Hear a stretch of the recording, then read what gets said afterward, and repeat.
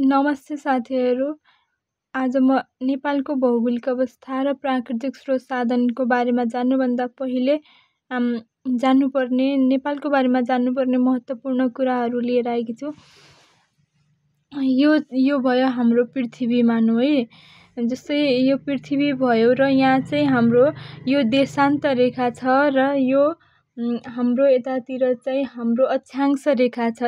यो चाहिँ अक्षांश रेखा भयो।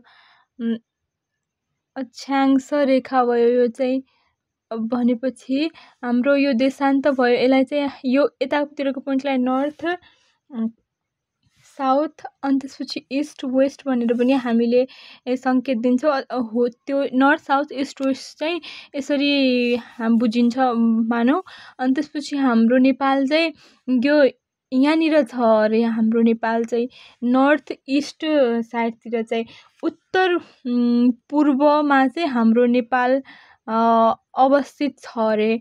हाम्रो नेपाल चाहिँ उत्तर पूर्व साइडमा अवस्थित छ भनेर भनिन्छ। र अनि यसलाई फेरि हाम्रो नेपाललाई चार दिशामा विभाजन गर्यो भने चाहिँ हाम्रो नर्थ साउथ इस्ट वेस्ट गर्यो भने चाहिँ हाम्रो उत्तरतर्फ चाहिँ चीन छ। अब हामी सबैलाई थाहा भएकै कुरा। र यसको तीनैतर्फ चाहिँ इन्डिया छ। र यतातिर इन्डियाको उत्तराखण्ड भन्ने ठाउँ उत्तराखण्ड यतातिर उत्तराखण्ड, यतातिर चाहिँ उत्तर प्रदेश यूपी भनेर पनि चिनिन्छ। यतातिर चाहिँ बिहार, अनि त्यसपछि यतातिर चाहिँ सिक्किम र यतातिर चाहिँ पश्चिम बङ्गाल छ भनेर भनिएको छ। बङ्गाल अर्थात् पश्चिम बङ्गाल छ। अनि त्यसपछि हाम्रो नेपालले चाहिँ विश्वको चाहिँ 0.03% चाहिँ भूभाग ओगटेको छ अरे।